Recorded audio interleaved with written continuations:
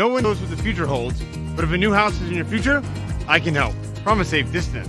I'm Nick Acosta, your downtown expert, and I'm hosting safe and sanitary open houses. Nothing is different except for temperature checks at the door and masks are required. But it still smells like there are fresh baked cookies in the oven. So come on by one of my safe and sanitary open houses, and I'll say welcome home from 6 feet away.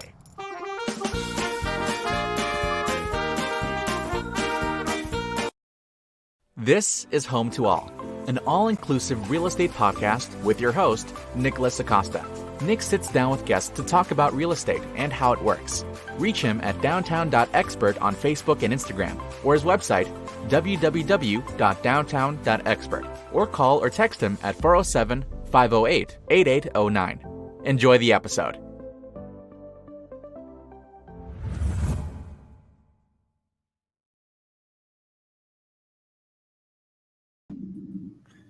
Hello, everybody. This is Nicholas Acosta with the podcast Home2All, an all-inclusive real estate podcast, coming to you from St. Petersburg, Florida.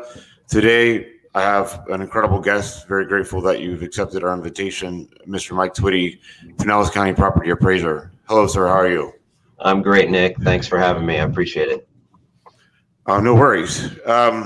So, as we know, last year, 2020, was a challenging year for the world in general.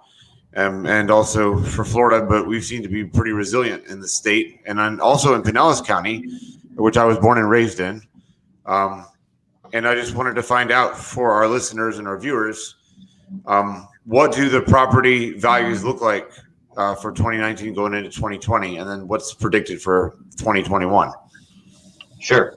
Yeah, and I'm proud to be a Pinellas resident, born and raised myself. Actually born in St. Pete, and then have lived around Mid-County most of my life. So very honored to be here and love representing the people of Pinellas here in my hometown, or my home county, I should say.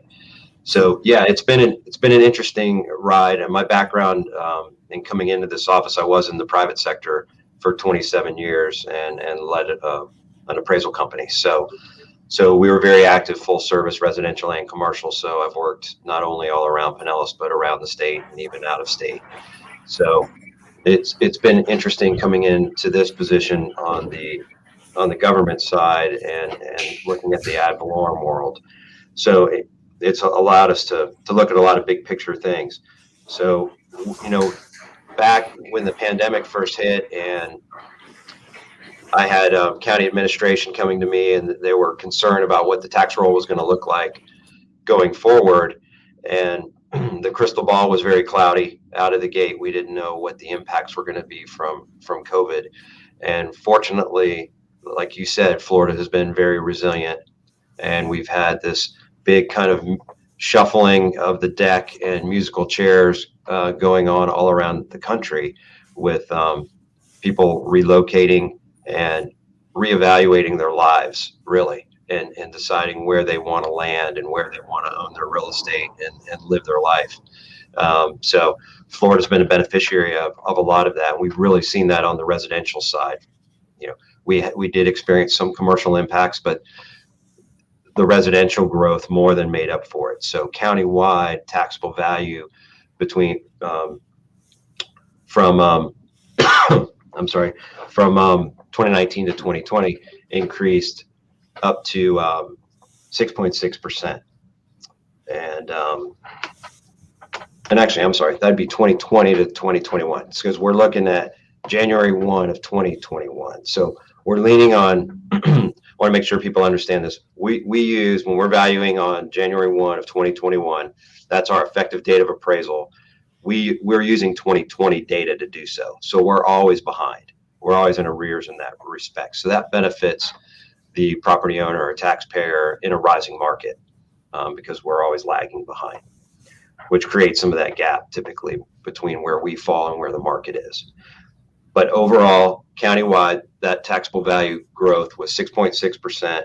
In St. Pete, it was 7.9%. So it outpaced the county as a whole. You had about $309 million of new construction in the city of St. Pete for this past year. That's down a little bit. It was around $400 million in the prior year. but that oscillates from year to year, just depending on how many projects are going on. And obviously, we know there's still a lot in the pipeline and a lot under construction, a lot coming your way down there in St. Pete. No, most definitely. Like you mentioned that you were born and raised in St. Pete as well, and of course in Pinellas County. That's where I grew up. I was born at Bayfront, well now Bayfront Health, back in the 80s, and yeah, I would just say that St. Pete has done like a complete 360. Like my whole family was born in Tampa Bay, grew up in Ybor City. They did, and St. Petersburg used to be considered a suburb of Tampa back in the day, Right. but that is now St. Pete, as you know, stands on its own leg. Without, I mean, we still have Tampa and Clearwater nearby helping each other. We're all helping each other out in the metropolitan area. But St. Pete, for the first time, is standing on its own leg without the help of Tampa, just because it's gotten its what do you call it? Its growth here has been significant, and it's been done smart, very wisely, and it's just awesome what St. Pete's become. So. Absolutely. Sure. Well, I'm dating myself, but I'm a Mountain Park baby. So that was what Bayfront was called before it was Bayfront. And, and then, yes, you reflect on us, Pinellas County didn't always exist. It used to be part of Hillsborough County. So It was kind of cleaved off and became its own county, years ago. So yes, we are fortunate in this county. I mean, I think we have the greatest county in the state. I may be partial, but it being a peninsula on a peninsula, we're nearly surrounded by water. It's just a beautiful place to live. All right, sir. And so, we always talk about right now, especially with the real estate market being hot as it is in the entire country, especially in the state of Florida and definitely in Pinellas County. And we're known for a county that has always had very strong property values on a national level.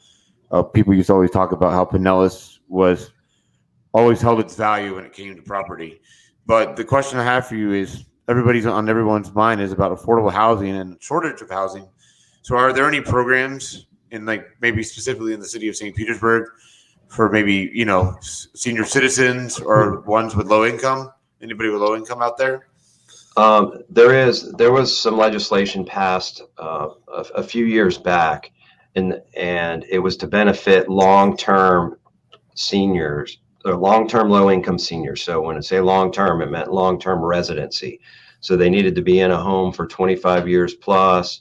They had to meet the low-income threshold, which in Pinellas County is right now around $32,000 a year, and then they need to be 65 or older, at least one of the residents. So there's a lot of qualifying factors there.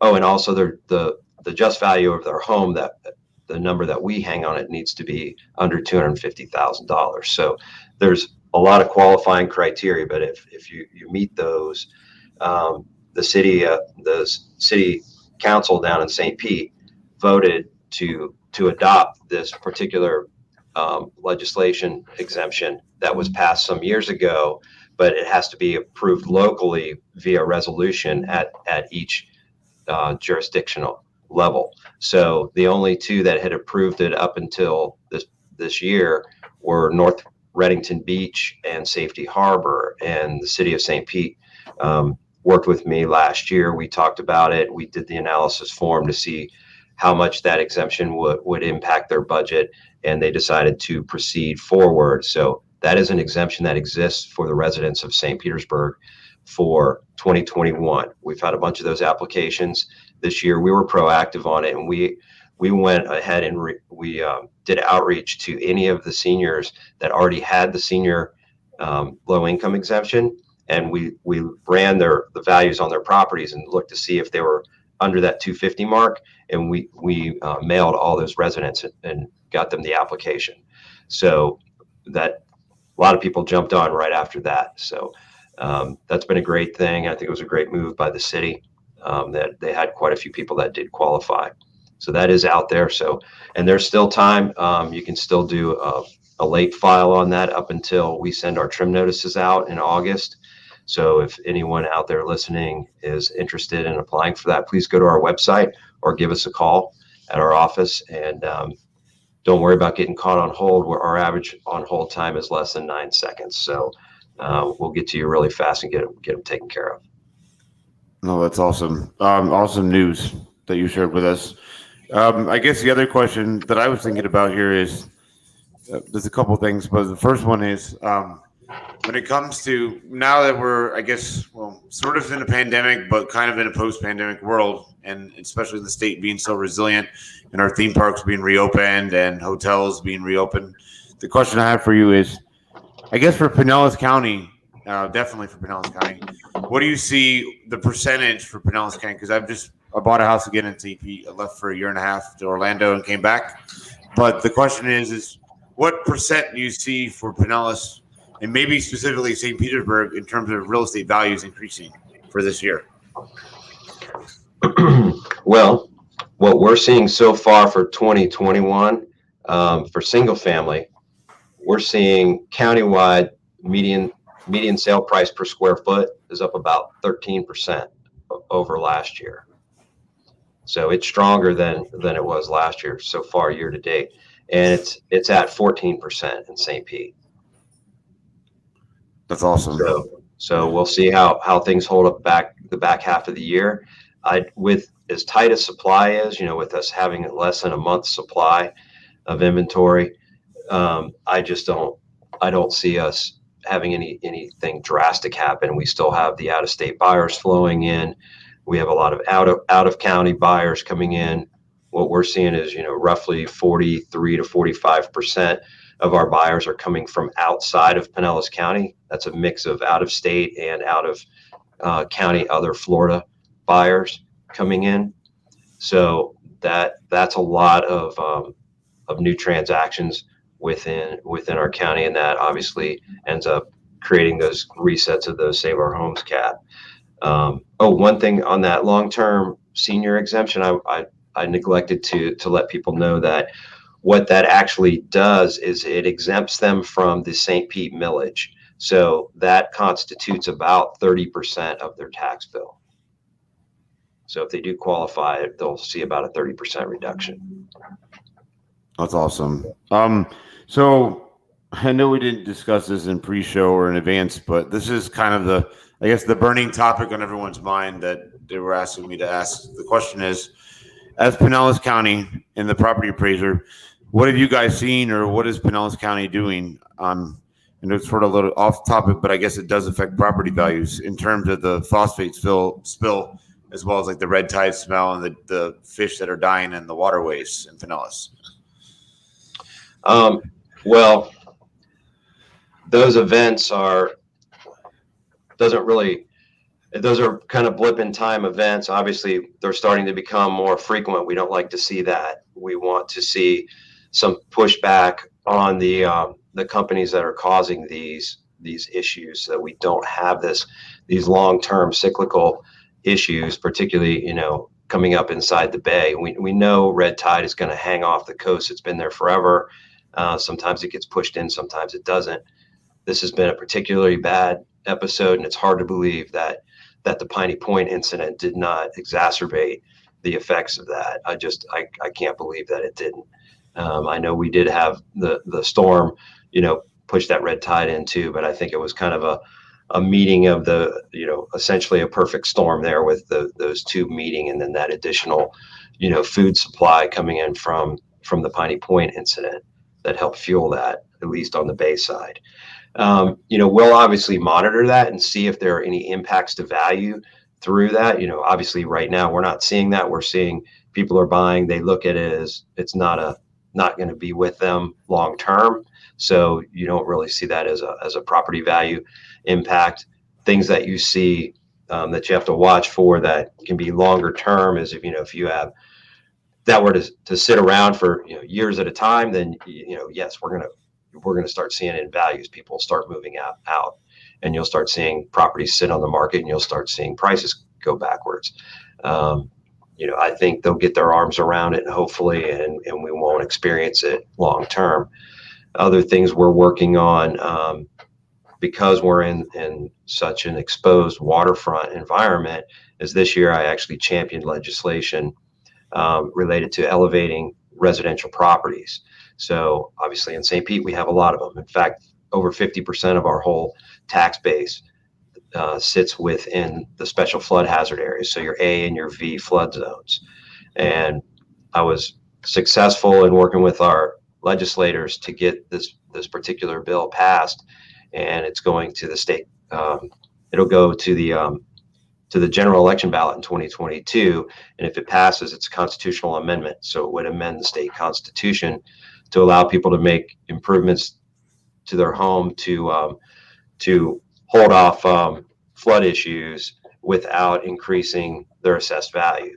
So the implementing bill is, we took a creative approach. We looked at existing statute, and I noticed that there was a provision in there related to calamities. So if a property is damaged by an act of God, flood, fire, what have you, you can rebuild that property up to 110% of its total square footage and not reset your assessed value cap or your Save Our Homes cap.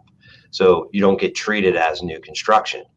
So I looked at that closely, and I've been, had great concerns about our rising flood premiums and what's going to happen under this new NFIP FEMA 2.0, risk rating 2.0, I should say, where they're going to start pricing our premiums more like the private market. And I had concerns there. So I thought we needed to be more proactive. We need to get people off the ground, out of harm's way, and make their properties more resilient for the long haul. So I was trying to find a win-win. So we came up with this legislation that would allow our homeowners to actually take advantage of this proactively, so they can either jack up their existing home, get it above base flood elevation, and they won't change their assessed value, so they won't get treated as new construction, or they can knock it down and they can rebuild, and they'll still get the same treatment up to that 110% of that total square footage. And we don't count the lower level that's below base flood, so the storage in the garage do not get counted in that 110% calculation.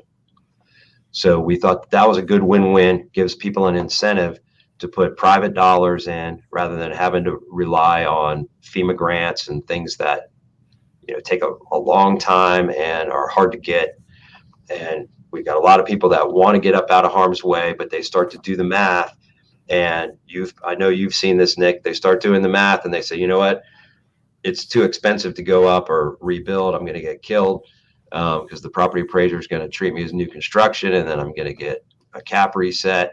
So they weigh that out and they say, no, I'm just going to spend $200,000 remodeling the inside of this at-grade home, which is already, 40 or 50 years old, and it's sitting in the hazard area. And now we've put more dollars in harm's way. We haven't made our housing more resilient. And if we have a storm, it's going to wipe that out. So this way they can do the math now, and it will hopefully tip the scale more in the way to make them make those decisions. No, that's awesome news. But how you guys are being proactive. It's definitely a very respectful thing very respectful that you guys are doing that, and very honorable thing to do, because it's something we are facing. I know they have been dealing with that, especially in South Florida, like Miami, downtown Miami. They've been working on that stuff already, because they're obviously a lot lower in that point near the Keys and stuff. So I guess one other passion of mine that I wanted to ask. So with Pinellas County, in terms of property values, so we have a lot of people obviously moving from, New York or California or the Midwest and things like that. We've always had people come here because it's paradise. Come on, you and I were born here. We know it's paradise. It's most of the days it's sunny, occasional rain here and there, and we have just like a blip of a hurricane, which was minimal impact. This particular one, so we're pretty lucky in Tampa Bay and in Pinellas that we kind of avoid that most of the time, but mostly it's just a rainmaker for us. But with that said, in terms of property values, I was just curious. My passionate thing, and I wanted to ask you, Mike, was I'm all for alternative. I mean, we have our roads, we have our bus transit. I know they just got starting up on the rapid bus transit with in Pinellas County here, Pinellas Coast Transit Authority. my question is, do you see, and I know a lot of people, there's a lot of conflict between either side on this, but do you see in the future us having no choice but to implement light rail or some kind of looper system like they have that they're working on out there in the Las Vegas area, Nevada?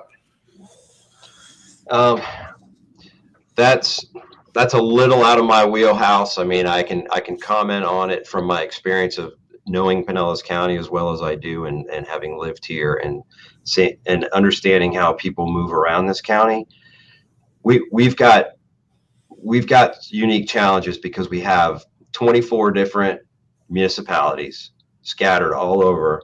People are working and living in all of these. It's not like we have this big bedroom community out here and then we're traveling in to a CBD, which might be downtown St. Pete or downtown Clearwater. We have people going every which direction at all times of day. So that makes it really tough. It's where you would actually run the rail, if you could even find a place to run it. That's the first challenge, is where do you put it? Where can you even get the right of way to do it? It would likely have to be elevated in many cases to get anywhere.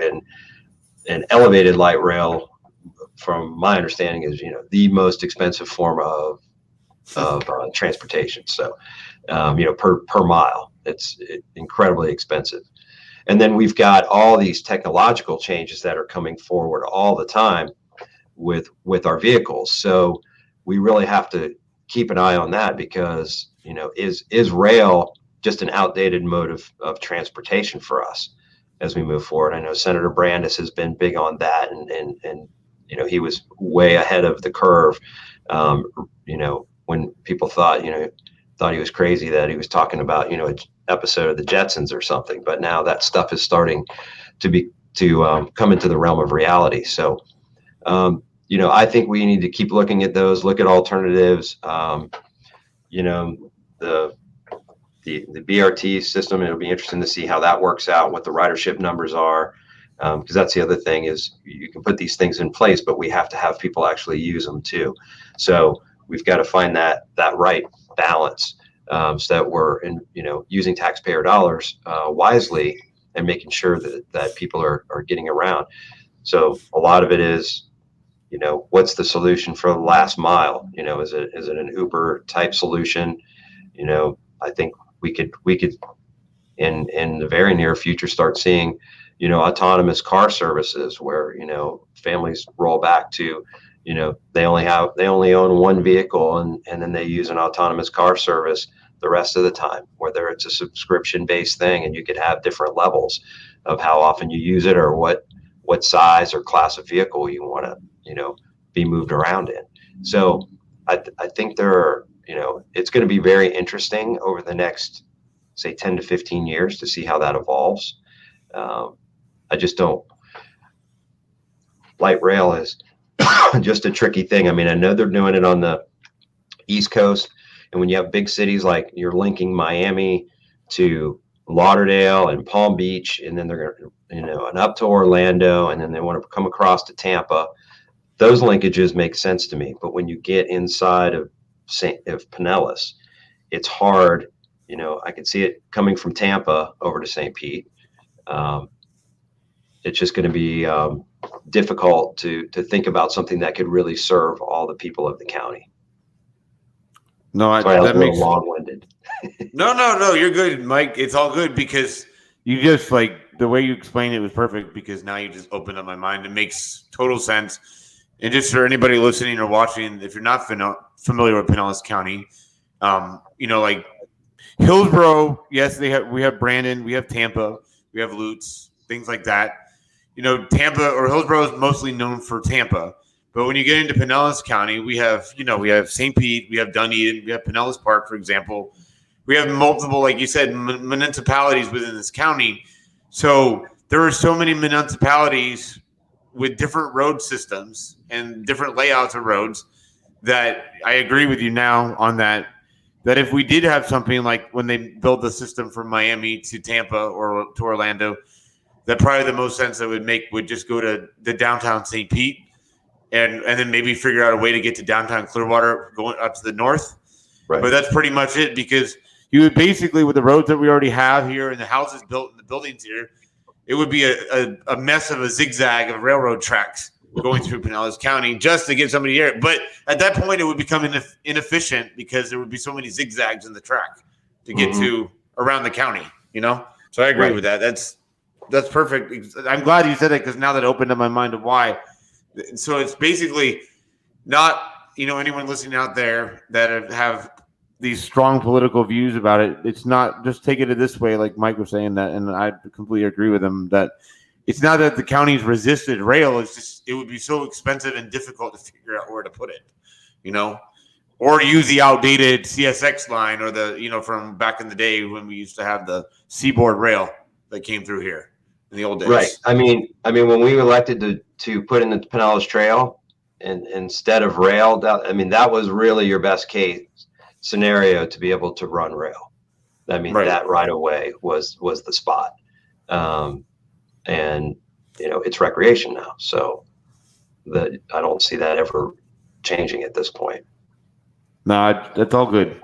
So Mike, before we wrap it up here, I'm going to ask you, I always ask my guests, what is your, I guess, positive piece of advice, and it could be related to property appraisal, in regards to, share your positive piece of advice with our listeners in regards to whatever it may be. It could be personal or it could be related to property appraisal.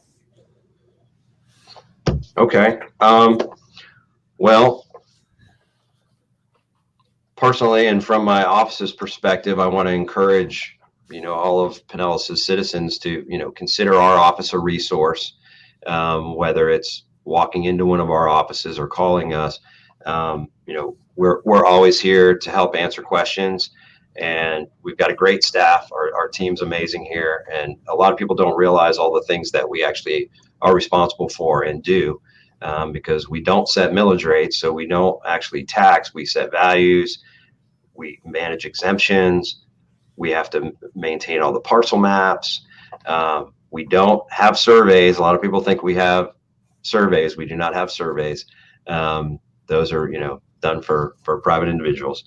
But the other thing that we are doing too is we've rolled out an educational series. So I would encourage people to go to our website, and if they want to sign up for that, we have an exemption education series coming up in August. And right there where you can see register for our exemptions panel. We've got a brand new website that is going into external beta actually today to our power users. We have about 250 users through different professions that touch our website all the time, as well as citizens and governmental users. So when that comes out of beta, we're expecting to release our new website to the public. That will be a full mobile friendly experience and much simpler to use than this site. It would be much more powerful. That should launch within the next 60 days to the public. So keep an eye out for that. Other things, common missteps a lot of people make. If you're out there and you get married, and you both had a homestead, make sure you let one of them go. You don't want to have a dual homestead. You don't want us to end up having to lien you. Penalties and interest are not friendly per statute. And the other little tip out there, sometimes attorneys may give people advice to move their homestead into an LLC for limited liability protection. And that's not a good idea. If you've got a sizable Save Our Homes benefit on there, it will reset your cap because that is a legal change of ownership. So you can move a homestead into a trust, but it needs to have the appropriate language in there. So I encourage anybody doing that. If you want to vet your trust language, you can pass that to our office. We have an in-house attorney that will review that and make sure that language passes muster so that you don't jeopardize losing your Save Our Homes benefit. That's very insightful. I'm very that's an awesome thing that you just taught me and everybody listening to. I'm sure if you heard that about the putting your title in LLC, how it changes ownership. because that question comes up a lot when we're working with real estate clients of how to title their home or things like that. So especially people. Well, that doesn't apply with investors. That's different. But Right. when it's your personal home, they're not sure if they should put it in their name or they should put it in an LLC, depending in regards to liability. So that's why it's a big question always on. Right. And that's awesome, Mike. So I really appreciate Mike being on the show today. We'll have to months down the road. I know you're a busy guy, and that Pinellas County we're a huge county and a very prosperous county in the nation. So I know you're always busy, but maybe sometime we can figure out something where we can set up this podcast experience with microphones and in person, maybe in your offices or something somewhere. In person, what's that? I know, right?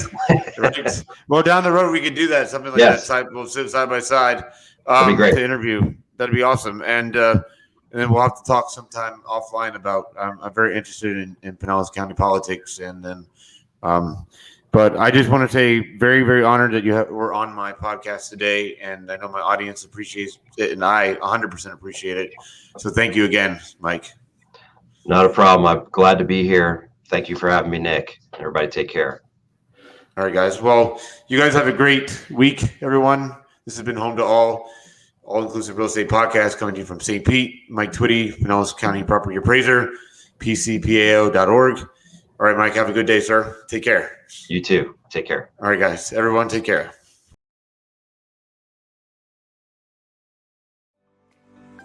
This has been Home2All, an all-inclusive real estate podcast. Find Nick on Facebook and Instagram at downtown.expert, and also his website, www.downtown.expert, or call or text him at 407-508-8809. Thanks for listening.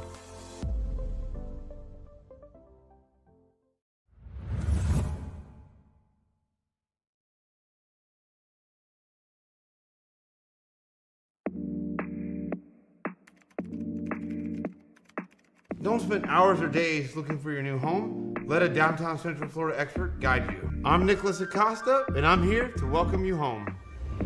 Being a Florida native, I know how exciting, stylish, and convenient the downtown lifestyle can be. From the nightlife scene in the heart of downtown to the natural beauty of Florida. I'm Nicholas Acosta, and I'm here to welcome you home.